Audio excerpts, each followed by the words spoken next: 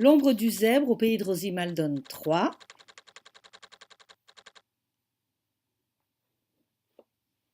Chapitre 2, première partie. J'ai fait comme j'avais pensé. J'ai installé un hamac en mailles serrées qu'on m'avait donné, en accrochant un bout à un morceau de fer sur la façade de la gare désaffectée qui donnait derrière ma caravane, et l'autre bout à une branche d'un platane qui ombrageait mes quartiers. J'ai sorti les pieds de mes sandales compensées et je me suis balancée doucement. Cool, Raoul. La sensation était merveilleuse. Sécurité, confort, abandon. C'est au moment où le sommeil m'a saisi et où je commençais à rêver que tout est arrivé en même temps. Mon grillon a sonné. Mon grillon, c'était mon téléphone. Je l'appelais comme ça parce qu'il faisait un bruit de grillon. Ça m'a réveillée en sursaut et j'ai failli tomber du hamac en essayant de l'attraper. C'est génial de dormir dans un hamac, mais c'est pas toujours évident à maîtriser. Quand on tâtonne un peu pour chercher son téléphone et qu'on n'est pas tout à fait réveillé, on peut vite se retrouver le nez par terre. J'ai fini par réussir à le saisir avant que la sonnerie ne s'arrête. Allô ?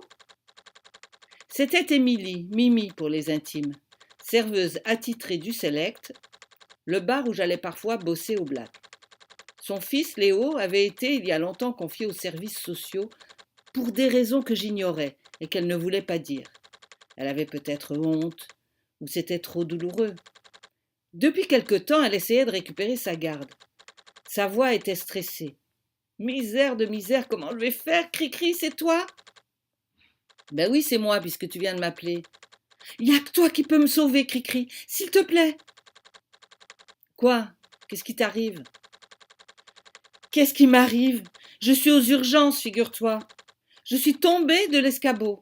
Je briquais ma baraque parce que Léo arrive une semaine plus tôt. Exceptionnellement, le juge accepte de faire un essai pendant la fin de la période scolaire. Et on enchaînera sur les vacances.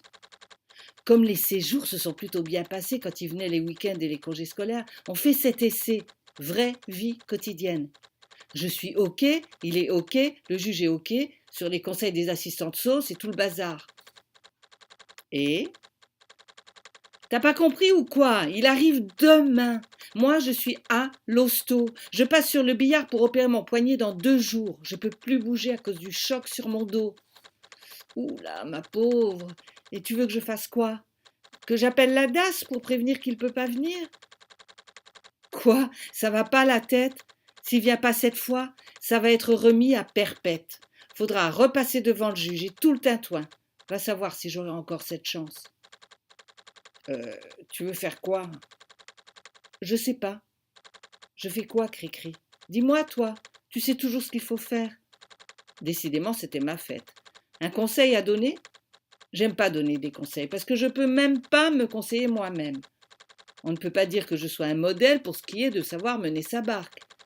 Pourtant, qu'on ne me demande pas pourquoi, les copines veulent toujours que je leur donne des conseils. Peut-être parce que j'adore lire les livres de la patronne de Véro qu'elle me prête. Véro, c'est mon autre copine. Elle fait le ménage chez une psy. En fait, c'est sa psy. Et c'est là qu'elle emprunte les bouquins en question. Je ne sais pas si je suis vraiment de bons conseils, Mimi. Des fois, j'ai des idées bizarres. Justement, c'est pour ça, Cricri. Tu penses pas comme les autres. Allez, dis-moi ce que tu ferais à ma place. Depuis le début de la conversation, je savais ce que je ferais à sa place. Mais c'est pas pareil de le dire à faire aux autres. Parce qu'après, il faut tenir bon, jusqu'au bout. Et en général, les autres, ils assument pas mes idées. Normal, c'est pas les leurs. Ça devient compliqué là, non ? Je te le dis, mais t'es pas obligé de suivre mon conseil, hein. Vas-y, Cricri, parle. Ben, à ta place, je moufterai rien. J'enverrai Léo chez une bonne copine, je lui demanderai de rien dire non plus à la DAS, et je verrai bien comment ça tourne, le temps de me rétablir, ni vu ni connu.